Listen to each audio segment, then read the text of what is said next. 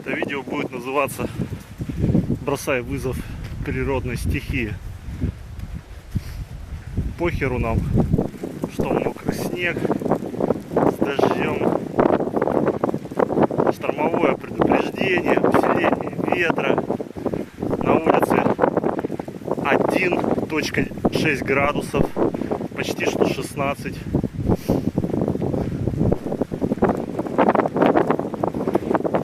Похеру, что промок непромокаемый костюм. Шутка, конечно, он не промок.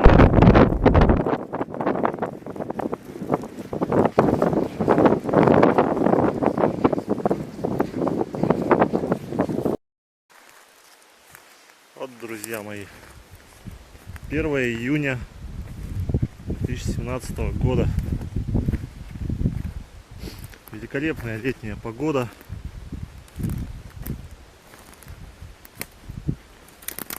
Все очень достойно на улице. В меру холодно, в меру жарко. Ну, соответственно, когда куртку растягиваешь, холодно. Куртку застягиваешь, одеваешь капюшон, жарко. Я так тепло не одевался даже зимой, когда я ходил примерно в минус 15 на улицу.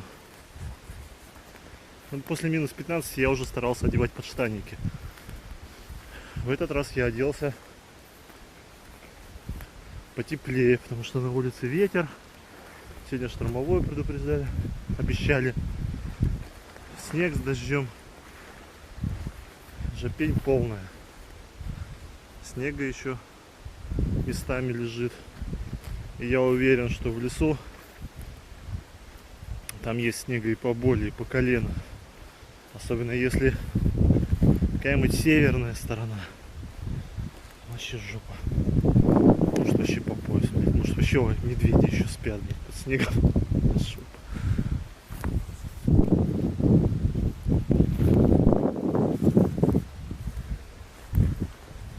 На улице трава не вылезла зеленая у нас. Но чем хорош лес, когда сходит снег? Он и зимой, и летом у нас зеленый. Потому что брусничник, елочки, все это зеленое, сосенки. Снег только сошел, зелень не вылезла. Уже такое впечатление, что вот у меня тут впечатление, что сейчас вообще очень-очень глубокая осень.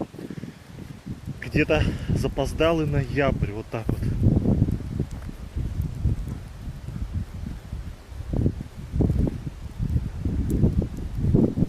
Бесит погода. Это старая заброшенная котельная. Я когда сюда переехал, не сказать еще, что совсем в юном возрасте. Ребенок был маленький, правда, еще. Вот я залазил туда на самый верх. Там еще раньше флаг российский стоял. Сейчас его уже нету.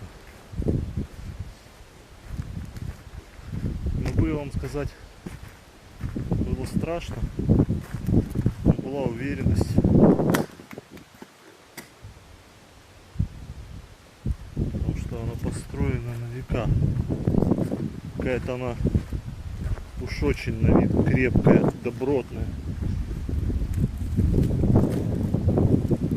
Разбирают потихонечку, ухали, скатывают кирпичики, собирают, вывозят. Что, если никому не нужно, что кому-то пригодится.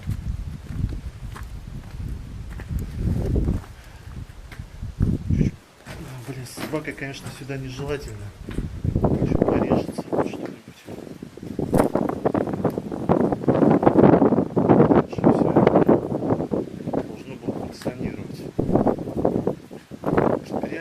Строить, я до сих пор так и не могу узнать, никто не может определить. Такое впечатление, что в советское время сначала строят здание, а потом придумывают его назначение. Вот и тех зданий такая же участь была.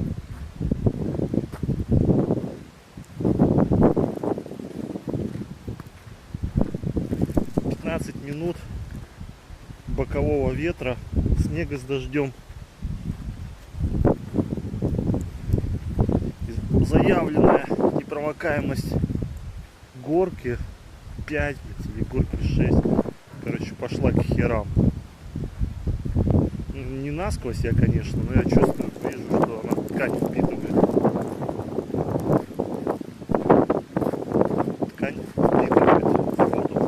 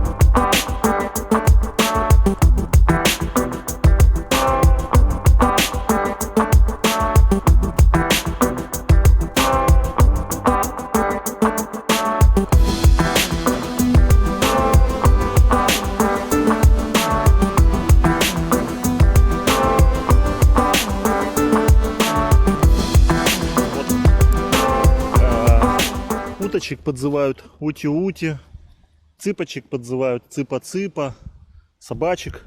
Чуча! На, моя хорошая. Вот бараночку. Хрум-хрум. А как муравьев подзывать? Эй, мурашики, проснулись. Кушайте.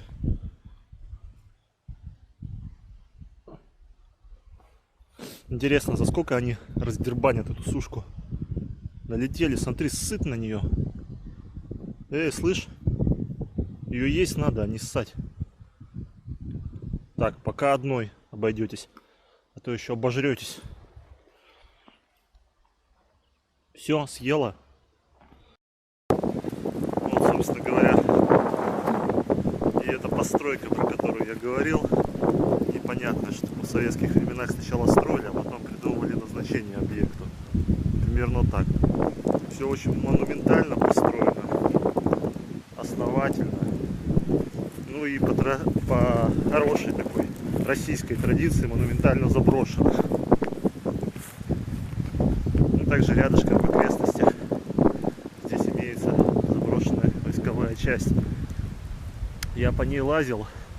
Летом не люблю там ходить, особенно сейчас с собакой туда не пойду, потому что там куча колючей проволоки, а эта дура пока еще не научилась определять ее. Ну вот часть войсковая стоит, и судя по характеру построек, эта часть была РАФ,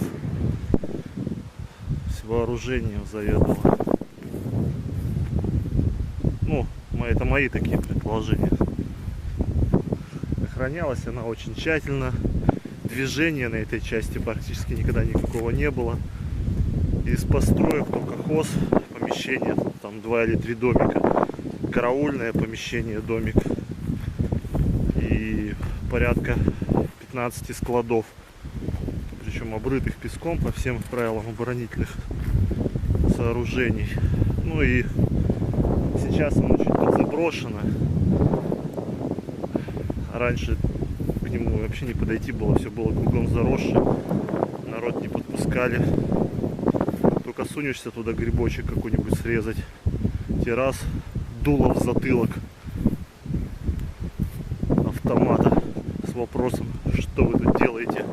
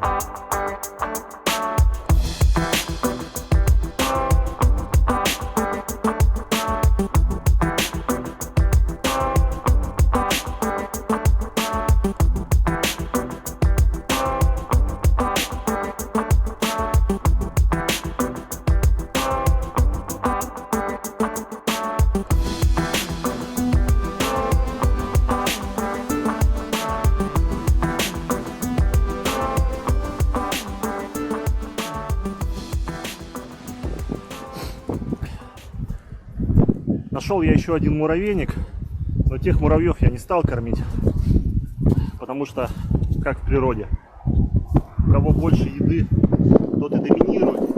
Так что посмотрим за теми муравьями, как они будут развиваться, подомнут под себя остальные муравейники, станут большими, крутыми, начнут качаться.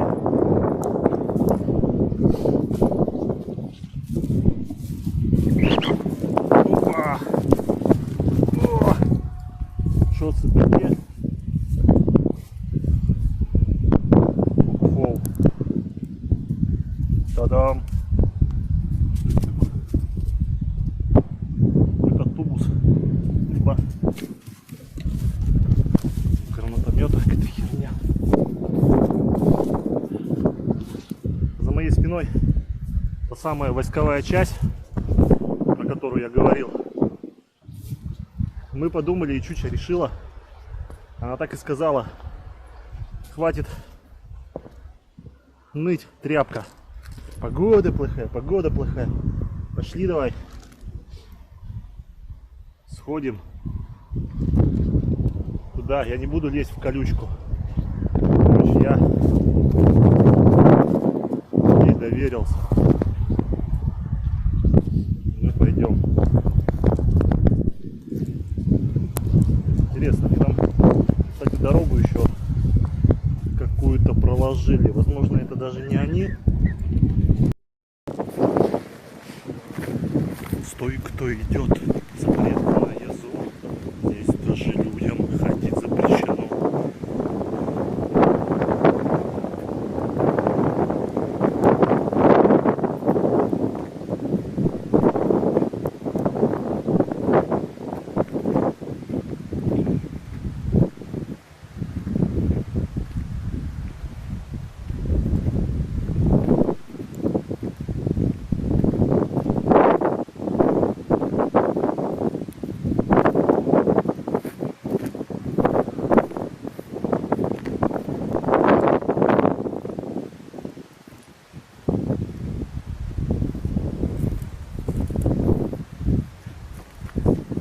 Куда пошла? Слушалась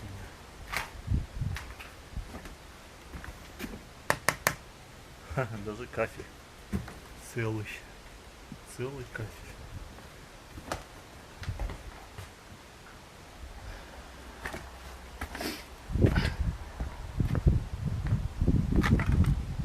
О, это помещение типа толкан. Типа толкан, это типа толкан.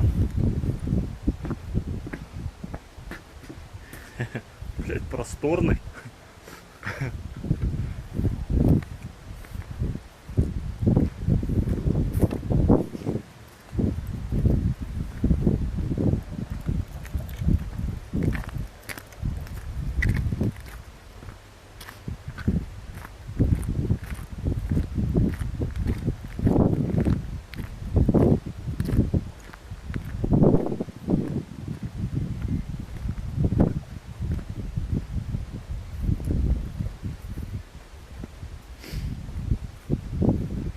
Войсковую часть, кстати, облюбовали страйкболисты.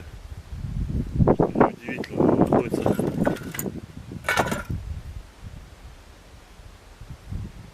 близко к городу. Здания, сооружения. Интересно.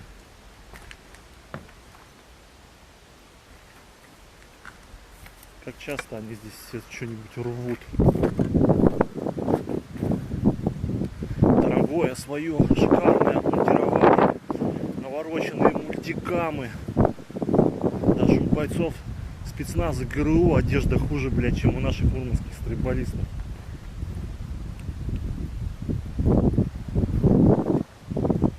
Одежда, блядь, снаряжение. Как выдудок. Хер просышь. Или это чмошники какие-то, блядь. Либо это реальные крутые бойцы.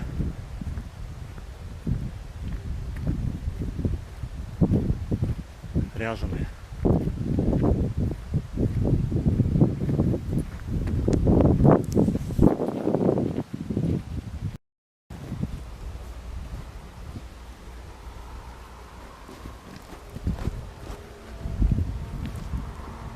Сейчас выдам одну военную тайну. Только никому не говори. Здесь находится родник, о котором никто не знает. И посмотрев вот это видео, о нем узнают смотревшие. Отлично, правильно?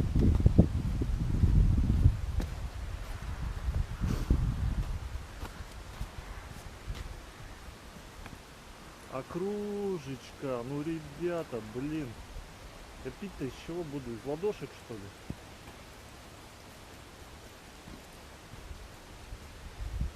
Вот он. И есть тут. Водичка течет.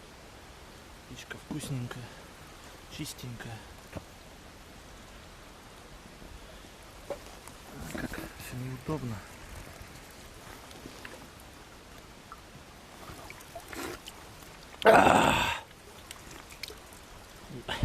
Как я противно это сделал, да? Надеюсь, я не обдрищусь от этой воды.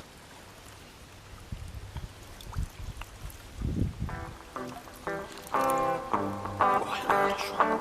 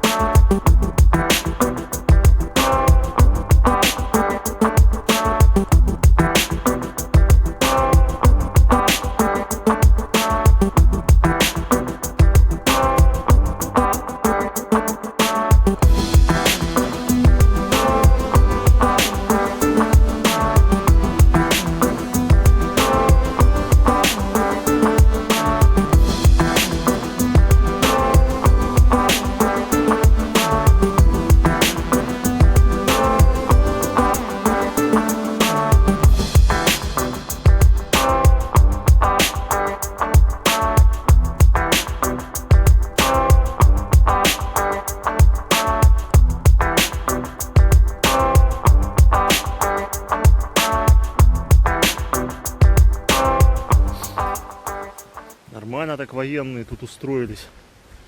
У них набережная с пристанью. Шезлонг там. Все как положено.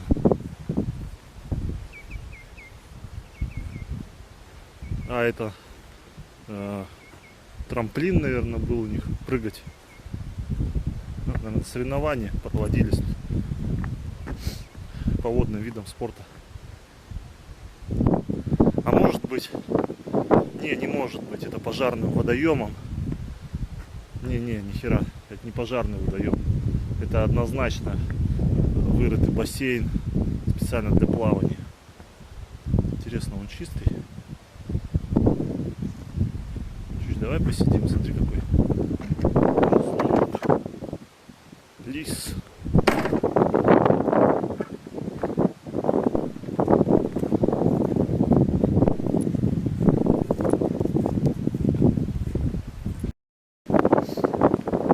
Что я тут нашел? Мне нравится вот эта землянка. Я хочу в ней жить. Чуть. Ну.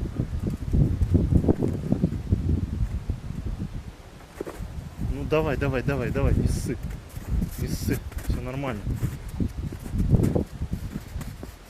А в ней вода.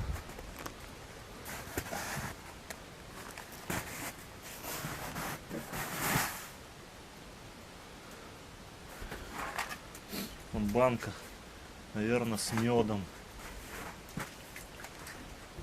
Мама, наверное, какому-нибудь бойцу мед присылала, и он оставил ее тут.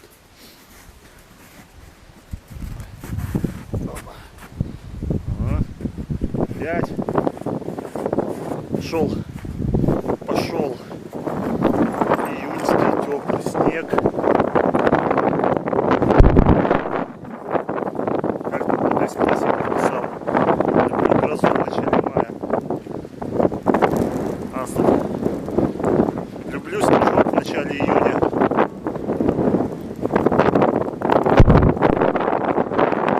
Да, господи, прям уж очень сильный заряд. Такие вот тут сарайчики. Я говорил, тут 15 по всей округе. Чуть пошли.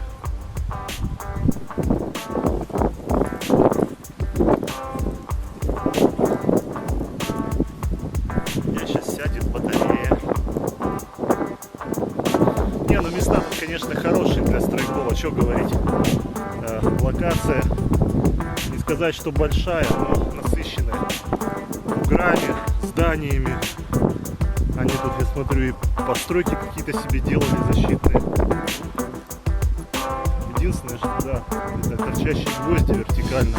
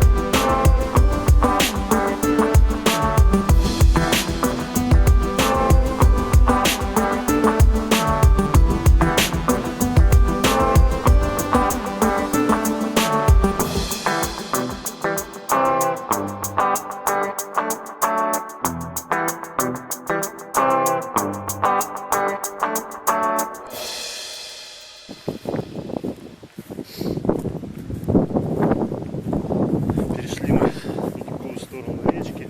Решили все-таки сегодня сделать насыщенный такой большой выход.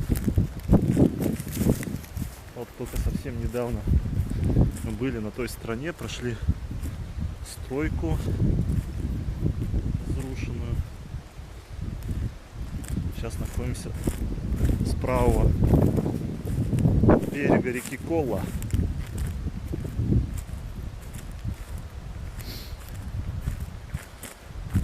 Уже открылся 27 мая сезон рыбной ловли на семгу. У нас здесь лицензионный участок вылова. И 27-го же в открытие чувак поймал рыбу весом 12 килограмм. Чуча к обрыву не подходи. Куда ты полезла, блядь, а? Ёбнутая, что ли? Куда пошла? Как ты залазить будешь сейчас? Молодец.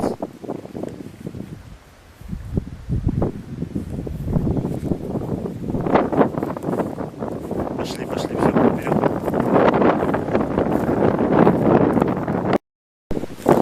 Сейчас только что чувак на Outlander'е по такому говну тут поехал.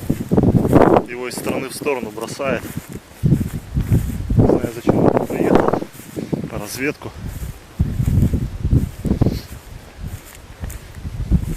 Потрахаться, может, сюда приехал. Ха-ха, сейчас пойду их спугну. Вот это вот склон наш.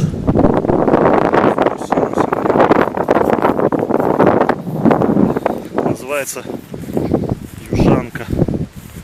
Хотят его отжать у детской горнолыжной школы, у детской спортивной школы, у горнолыжной секции города Колла. Город низко-низко.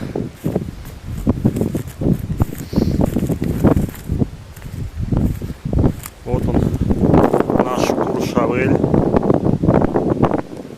Тут живут нищеброды. Давайте-ка приблизим нищебродов.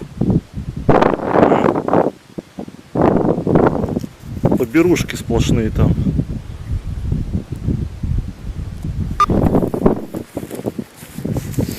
Попрошайничали себе на двух-трехэтажные особняки.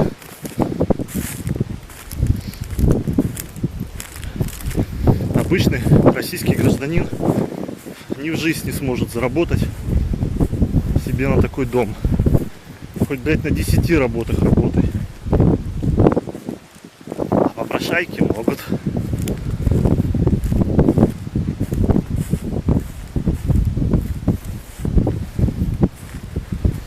Вышли к озеру. В этом озере я, правда, не ловил ни разу. Водится окунь. Наверное, врут. Стопудово врут.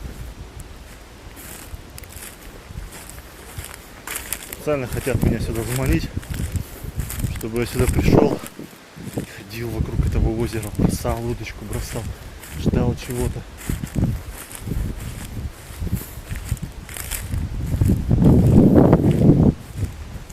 Когда ж рыба появится? Здесь где-то был заезд. Сюда прямо машина приезжает.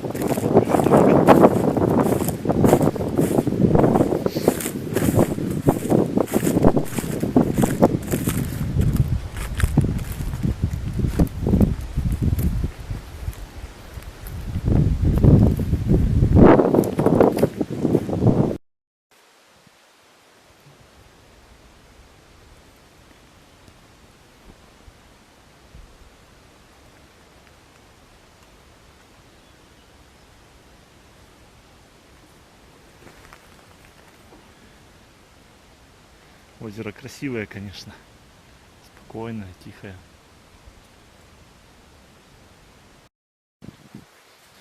Идем по краю полей. И вот колхозники, любители хоронить картошку. Иначе у нас это никак не назвать. Ее не сеют, тут ничего не делают. Ну, с начала июня, вон там местами снег лежит.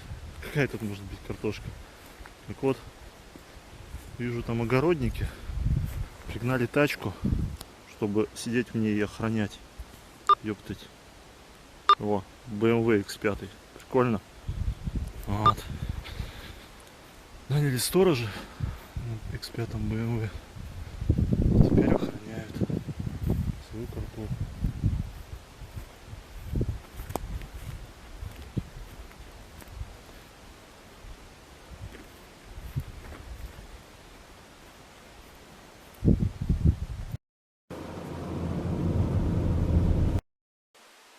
Ах вы утки, проститутки. Прям под окнами ходят. Утки едва селезни. Вон еще чешет один.